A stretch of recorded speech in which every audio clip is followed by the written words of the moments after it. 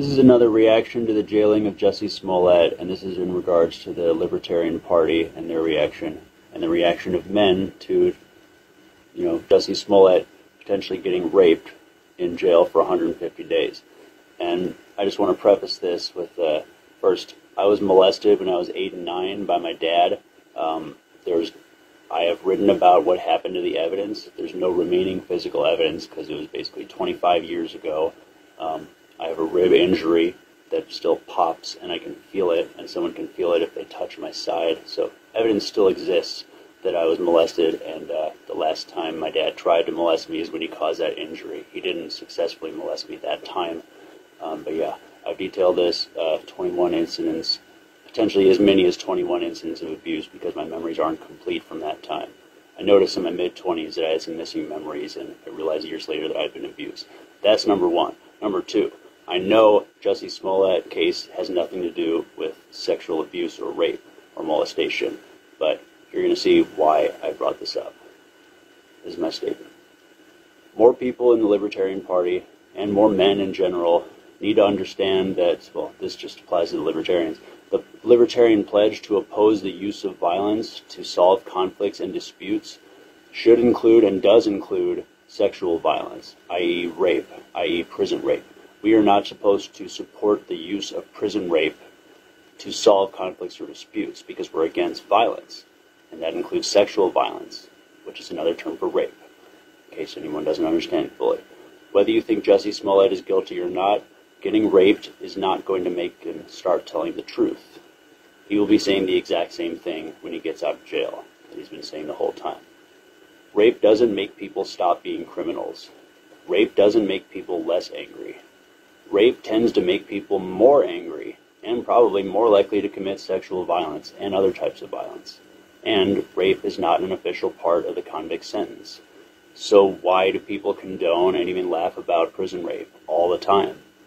If we keep on laughing about male-on-male rape, then no one is going to take the problem of man-on-boy rape seriously. It'll just be viewed as a joke. And then boys who are raped or beaten up will just be prescribed more rape and more beatings as the punishment for their quote-unquote lies.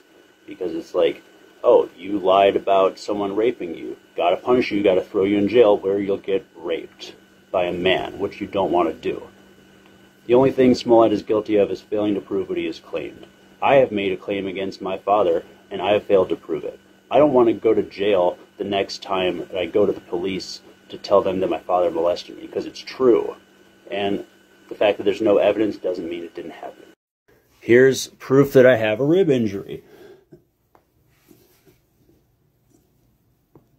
I don't know if you hear that popping, but that was caused from my father compressing the lower left side of my rib in order to hold me down against him while he tried to molest me.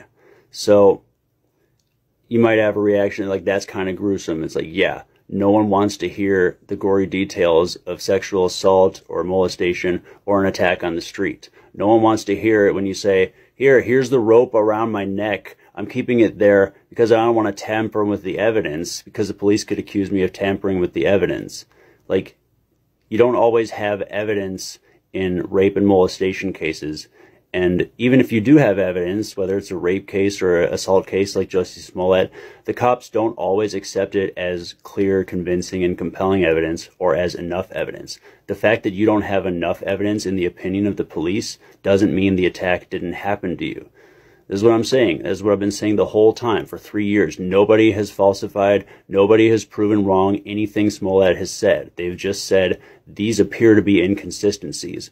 Well, unfortunately, there's only about one interview out there with Smollett himself in which he talks about these inconsistencies, but he does manage to answer quite a bit of them. They're not inconsistencies. They're just people failing to understand what happened.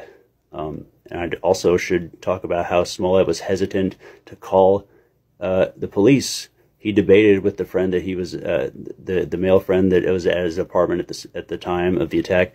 They debated for a while whether to call the police. They probably considered, like the average black man would in the situation, whether it was worth it to get the police involved. Like, it would wake up the neighbors because it was 2 a.m. It would cause a lot of undue attention to and it could potentially result in Smollett being jailed, or he probably didn't even imagine that that could happen. But they knew getting the police involved wasn't going to be good. And look, if you believe Smollett is innocent, then now you understand why black men are afraid to call the police, even if they're the victim in the situation. So they shook him down for his money. And also, I need you to fight the feeling that people like Ghislaine Maxwell should be abused in prison, because we don't want bad things to happen to them, because that makes us look like the abuser. There's all kinds of victimless crimes that you can be put away for and be put in jail or prison, and you have your right to defend yourself taken away. You have your right to defend yourself against violence taken away. You have your right to privacy taken away. People watch you shit and people can watch you change your tampons. You have your asshole looked at. You're made to spread your butt cheeks when you go to jail. And you're not allowed to defend yourself against rape, even though it's not an official part of your sentence, which would be cruel. And if it were less often, it would be deemed an unusual punishment. But we're not ready for that discussion. So Jussie Smollett has not been conclusively proven guilty of anything, because nothing that he has said, which people claimed was a lie, was actually proven to be a lie. He said that people yelled MAGA country. He did not say that they wore MAGA hats. There's photos and video of the brothers buying red hats. And the Crafty Beaver store, the guy who worked there, said that they asked for MAGA hats. They didn't have MAGA hats. They didn't sell MAGA hats at that store. So they bought red hats and they bought rope. You might say, well, Smollett paid for those. Well, the check was for physical training. I happen to think Osendire brothers were trying to shake him down for his money, racketeer him, because they're already training him for his role on the show. And I think they thought they could get more money from him. He'd be willing to put up more money so that he'd be able to defend himself using that physical strength training that they would give them for higher rates. They would charge him higher rates. It's called racketeering. And I think they planned the crime. I think the Osendires planned the crime themselves without Smollett's help to get Smollett's money. And I don't buy this idea that there are texts out there saying they planned the crime, that Smollett was involved in planning the crime. I think the police say that there was this ride-along, and that there's no proof of any of this. There's just some vague text of Smollett saying, I think you guys aren't guilty, from after the attack. It has nothing to do with the planning stages of the attack. You know, you're lynching a man publicly, okay? He never made any definitive attempt to identify the race of his attackers. That's because their faces were covered with black ski masks, as far as we can gather. Smollett, I believe, said they were masked. The Osendire brothers were filmed at the Crafty Beaver in Ravenswood neighborhood, buying black cotton or wool ski masks. Don't know, can only guess. But they were also buying red hats, because the store didn't sell MAGA hats. And that's what they wanted. You see, the brothers sent Smollett a letter 10 days before the attack showing him how he would die. It said, you will die, black, and then the F slur for homosexuals, and then a picture of a stick figure Jussie Smollett with a rope around his neck, and magazine cutout letters saying that you will die. The front of the envelope looked like it was written by either a child or someone who wasn't familiar with English, or perhaps didn't even know how to write that well at all. So, recent immigrant would explain it. The Osendire brothers could have been dumb. CBS Chicago, Channel 2, said the jury seems to think the attack happened. So if the attack happened, then, as you guys, Smollett's detractors, would say, you would agree, right, that the attack would have had to happen for you to be able to say that he orchestrated the attack. If you say he orchestrated an attack, and I'm like, well, do you think the attack happened? And you say no, then you're admitting that you're lying, or at least confused, because it's like, oh, if he orchestrated the attack, as you say, but you don't think the attack happened, then what attack did he orchestrate if the attack didn't happen? You ever think about that, Smollett critics? Like, you're not thinking this through.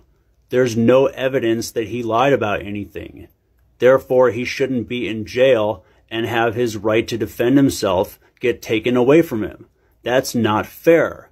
We're supposed to be above publicly lynching people in this country. And you don't let a person suffer double jeopardy, and you certainly don't let them suffer a public metaphorical hanging after they perhaps suffered a failed attempt to be hanged. I'm sure you want to joke at this point about, oh, the noose was around his neck and blah, blah, blah. He was doing that so that he wouldn't disturb the evidence, so that the cops wouldn't put him in jail for tampering with the evidence. You can put a black man in jail for anything and everything. Guess what? They fucking did it because they want his money.